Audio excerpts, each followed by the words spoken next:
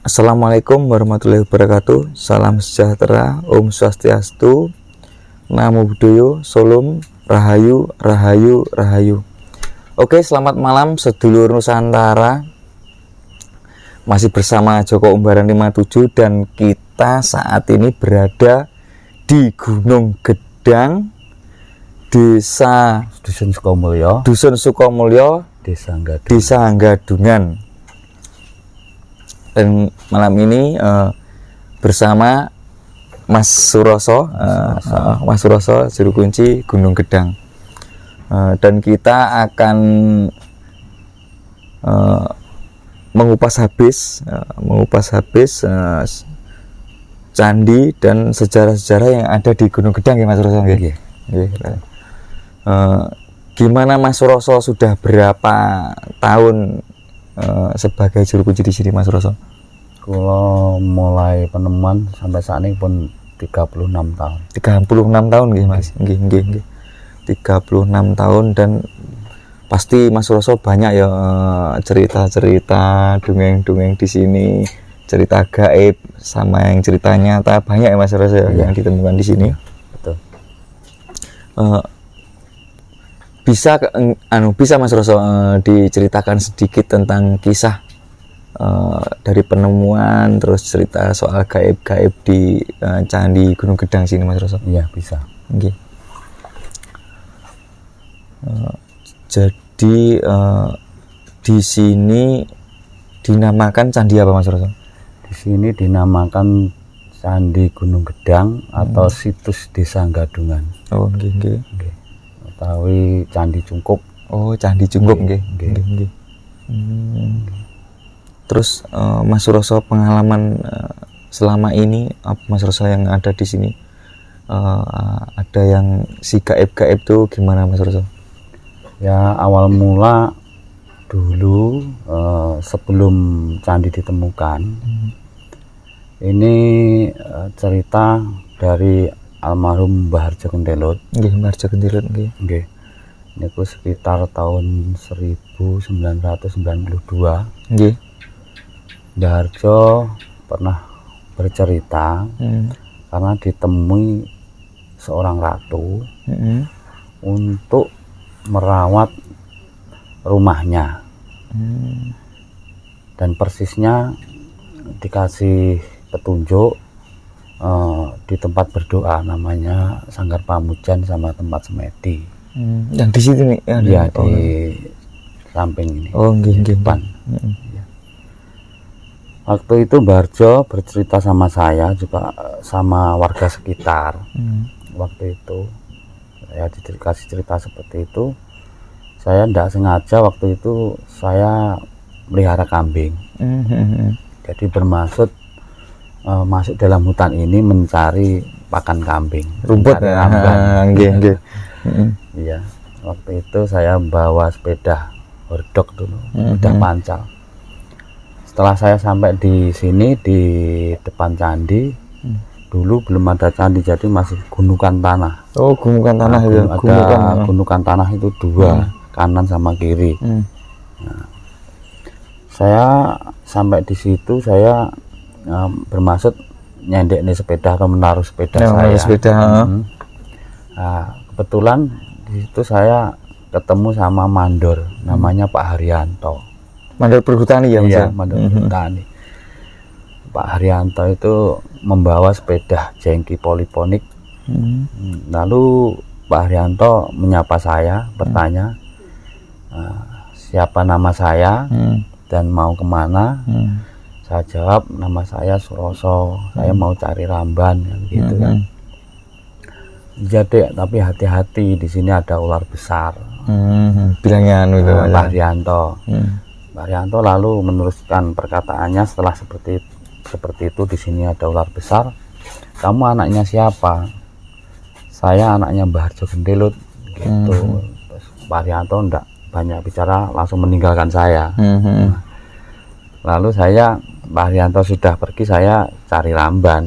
Di sebelah candi itu ada apa namanya, jurang itu, enggak itu dalam lah, ya, sedangkal.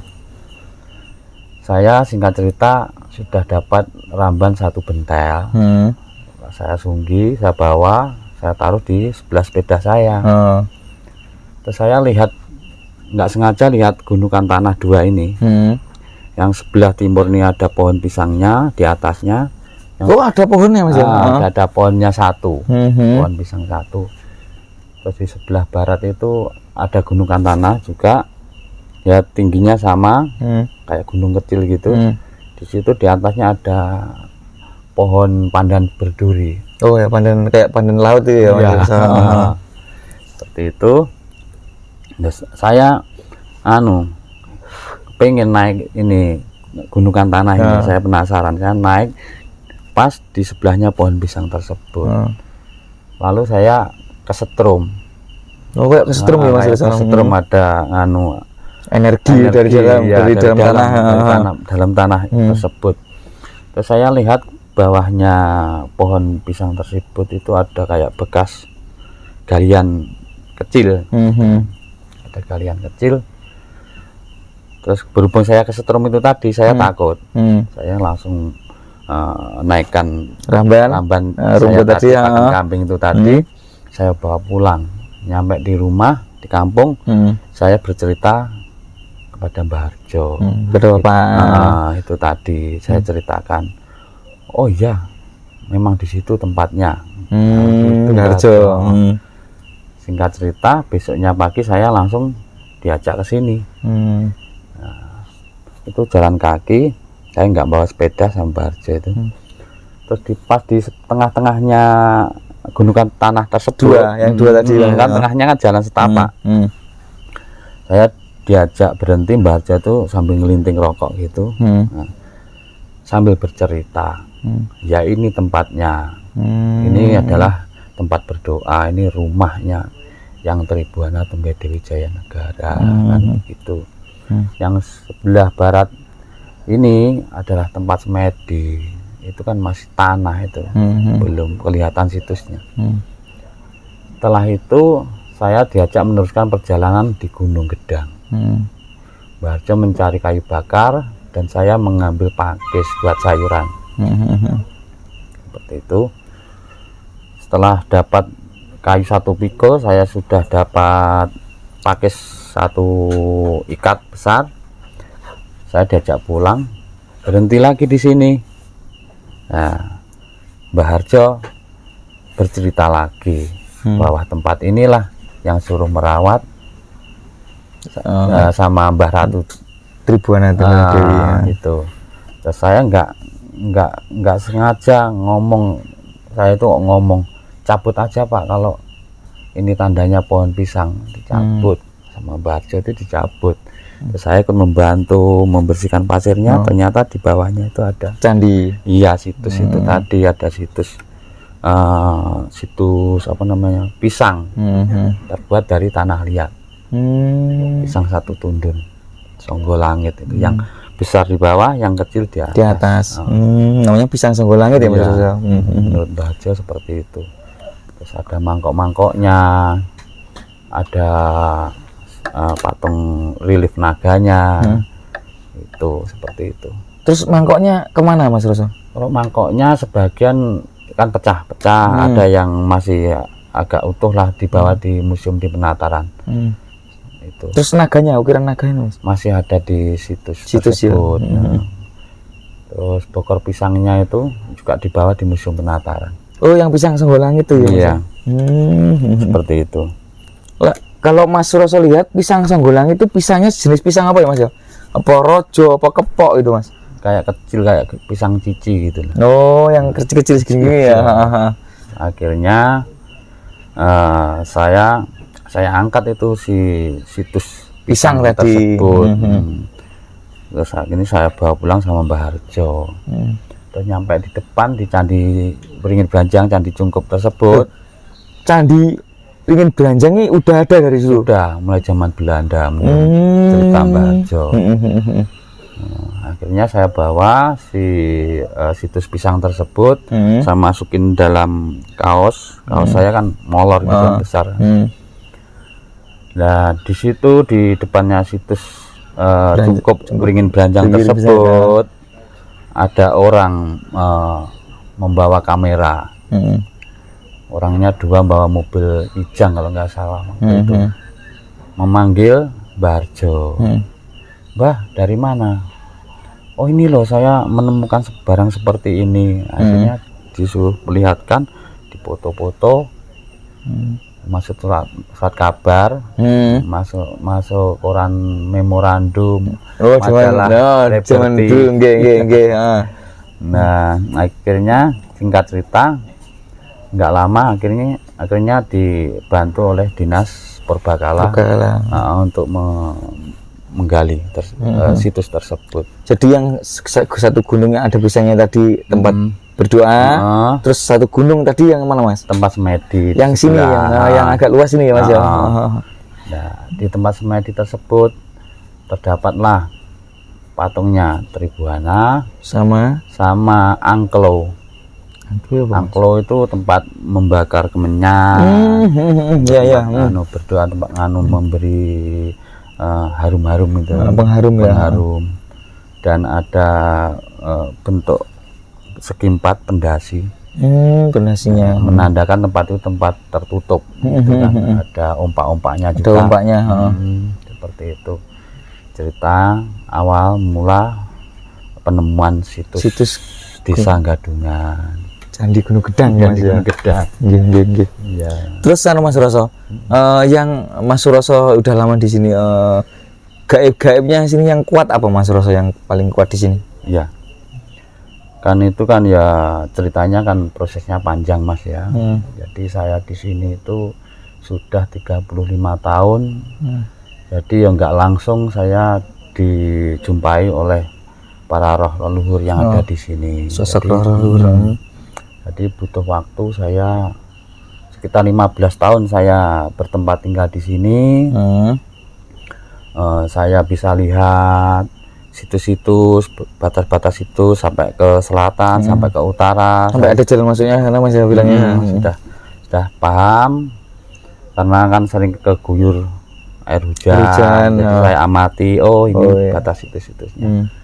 Terus akhirnya saya dijumpai oleh leluhur itu, namanya kalau Mbah Harjo bilang itu Mbah Gati sama Mbah Jogo. Nah, dia itu adalah Nini Raga Runting sama suaminya. Nini Raga Runting ya Mas ya. Yang di cerita-cerita itu ya Mas ya. Iya. Jadi ya saya dijumpai itu dibawa di alamnya. Dia melambaikan tangan memanggil saya kan tidur, saya kan di sini, di sebelah sini, tempat berdoanya kan belakang sini. Jadi saya dilambai tangan begini, saya datang mendekat, saya dikasih tunjuk, dikasih tahu, ini loh peliharaan saya, gitu kan. Ya itu peliharaannya landak besar. Setelah itu tangannya mengacung ke arah utara ke timur. Seperti itu. Terus besoknya saya di alam sadar saya cek. Kalau hewannya itu memang di sini tuh ada hewan landak itu banyak memang. Dulu banyak ya Mas Suroso. Sekarang pun juga masih ada. Masih banyak Mas Suroso. Terus tidak lama saya dikasih lihat asli nyata tuh di sebelah jurang itu ada landak putih berjalan. Terus pas diacungkan tangannya begini menunjuk ke sebelah utara ke timur, saya cek ke sana, itu ada pohon yang kemarin hijau itu jadi mengering, pohon tersebut. Ini menandakan apa Mas Suroso? Ya mungkin menandakan bahwa itu bukan mimpi, itu adalah kekuatan roh leluhur. Suaminya tersebut. Iya paham Mas Suroso. Jadi ya waktu itu berturut-turut saya itu dijumpai roh leluhur, diajak ke alamnya itu. Waktu itu ada juga lain hari, lain malam saya ditemui sama roh leluhur, yaitu yang purba. Banyak di sini yang badannya kekar kayak masih wujud-wujud kera gitu kan. Itu ada yang bawa tombak, yang satu itu diem aja. Jadi yang masih muda itu, yang muda-muda seumuran saya, mendekat saya, mengajak saya bakar daging di atas batu, sambil senyum-senyum gitu, seperti itu. Jadi belum ada ya tempat penggorengan ya, Mas. Belum. Jadi pakai batu ya, pakai batu di atas batu bulat-bulat itu. Iya. Saya suruh makan, saya makan, dia ngajak bercerita, tapi saya bahasanya nggak ngerti. Tapi perkataannya ya jelas, tapi nggak ngerti bahasanya, Mas. Ya saya nggak ngerti bahasanya, tapi saya ngerti syaratnya itu diajak makan daging tersebut, diajak makan bareng-bareng gitu ya. Diajak makan gitu. Terus itu cerita saya dijumpai leluhur itu berturut-turut. Terus besoknya lagi malam saya dibawa ke alamnya lagi, diajak sama seorang laki-laki yang nggak pakai baju, cuma pakai celana pendek itu ya. Pendek, rambutnya digelung gitu. Saya diajak berjalan ke arah utara. Pas di situs belakang sana di Kaputren, saya diajak lewat di situ ada api menyala. Api menyala tersebut tapi juga di atasnya batu. Iya. Terus setelah saya sudah dikasih lihat, saya ke belakang, diajak ke utara lagi, belakang lagi sana ada ruang-ruangan. Oh, ada seperti zaman dahulu ya, Mas. Ada ruang-ruangan seperti itu, ada kayak simpan-simpanan lah di ruang tersebut. Saya dikasih pesan, kamu di sini jangan aneh-aneh. Kalau kamu aneh-aneh, tempat kamu di sini. Di sini itu maksudnya ada ruang-ruangan yang kosong kayak tali besi gitu loh, kayaknya jersey besi di situ. Terus saya diajak lagi berjalan ke utara. Di situ di ruangan ada seorang wanita berpakaian ratu, berbaring kepalanya di sebelah barat, kakinya sebelah timur. Terus lalu orang tersebut yang mengajak saya itu begini, ini anaknya Mbah Harjo Gendelut. Yang mengajak saya itu menyampaikan ke Mbak Ratu tadi, Mbah Ratu tersebut. Terus Mbah Ratu tersebut langsung duduk, terus dia sambil tersenyum sambil manggut gini. Setelah itu sudah dibawa ke alam saya, salam sadar lagi ya, Mas. Yang Mbah Gelung tadi siapa, Mas Koco namanya? Mas Roso? Ya kayaknya sejenis patih. Oh, sejenis patih. Sejenis patih kalau nggak salah ya, menurut mata batin saya. Oh iya, Mas Roso. Yang Gajah Mada. Oh, Patih Gajah Mada, yang Patih Gajah Mada ya. Nggih. Saya teruskan cerita saya setelah saya dikasih petunjuk, dipertemukan, diperkenalkan sama roh leluhur itu tadi. Saya tuh kayaknya kepercayaan saya itu mengambang, masih separuh. Apa ini beneran apa enggak? Kan gitu. Apa cuma sekedar bunga tidur? Akhirnya di tempat titik-titik tersebut yang dilewat kayak tadi ya, Mas Roso ya. Saya kan penasaran. Saya gali. Oh, tapi ada juga ya, Mas Roso? Iya, ada gali. Saya gali yang di tempat situs belakang itu, yang batu menyala itu saya gali. Di situ ada pondasi, ada genteng-genteng. Jadi yang dimaksud api menyala itu tempat untuk tempat berdoa.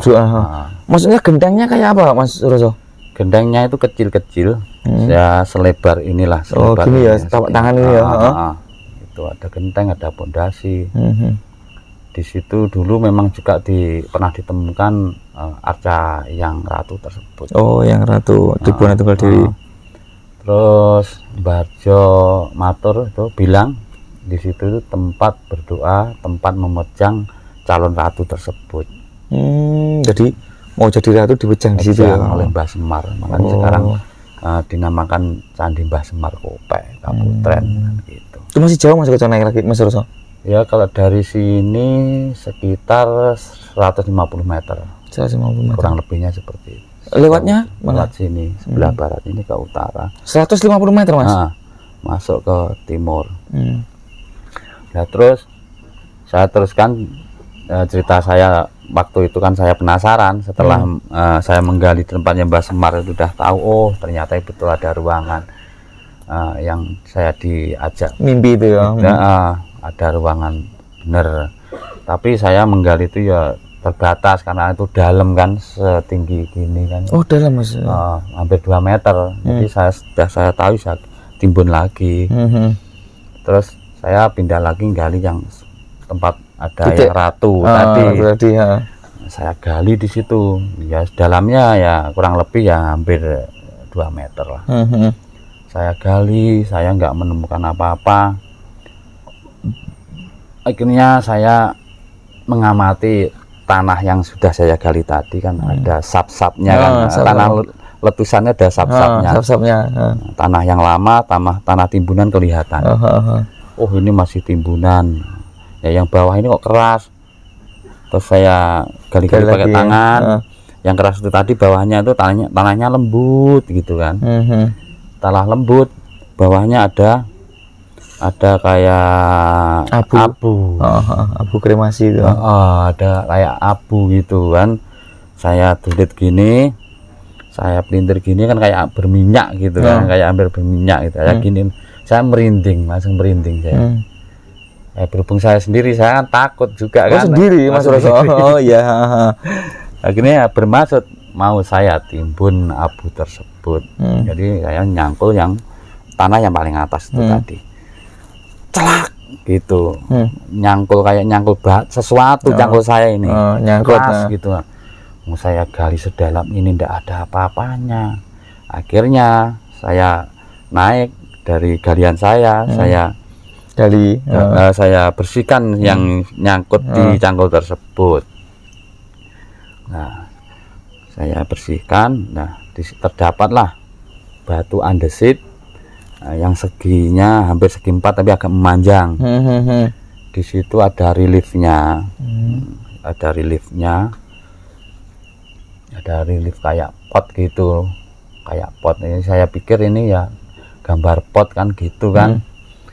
Terus saya bersihkan lagi, ternyata di situ di batu andesit itu bawahnya ada batu bulat-bulat yang nat-natannya itu tanah liat. Jadi batu bulat itu kayak memanjang ke arah barat dan ke timur. Ya sekitar panjangnya sekitar hampir 2 meter kurang lebihnya. Kurang lebih segitu Mas. Lebihnya udah jelas bentuknya. Yaitu berhubung saya agak takut karena merinding megang abu itu tadi, saya timbun yang galian saya tadi, terus saya ambil batu andesitnya. Itu Prabuan itu tadi.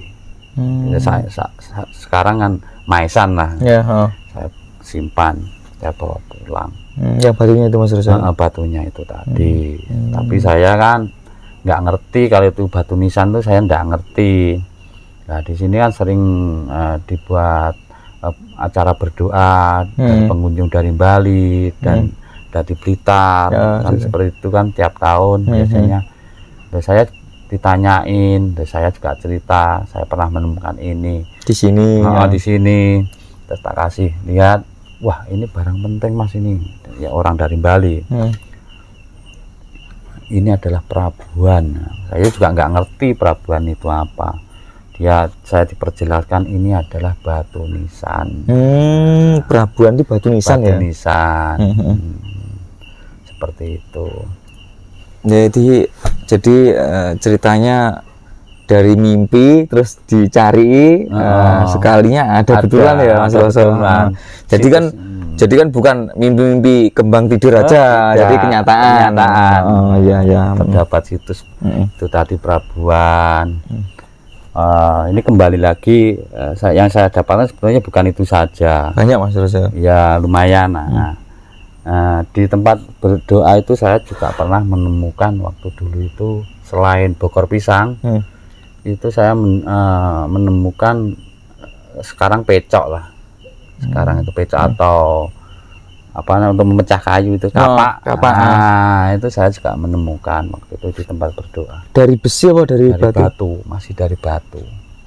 Patah, tinggal yang tajam itu loh. Oh, yang tajamnya yang pegangannya itu belum diketemukan. Di Sedulur Nusantara ya, ini penjelasan dari Mas Suroso, juru kunci Gunung Gedang sini. Dan ini Mas Suroso ya, kita mau izin mau ekspor ke boleh Mas Suroso? Boleh, Mas Suroso ya? Boleh. Ya. Oke, Sedulur Nusantara, kita mau ekspor seluruh candi yang ada di Gunung Gedang ini, yang ada dekat-dekat sini ya. Dan kita next langsung ke TKP. Oke.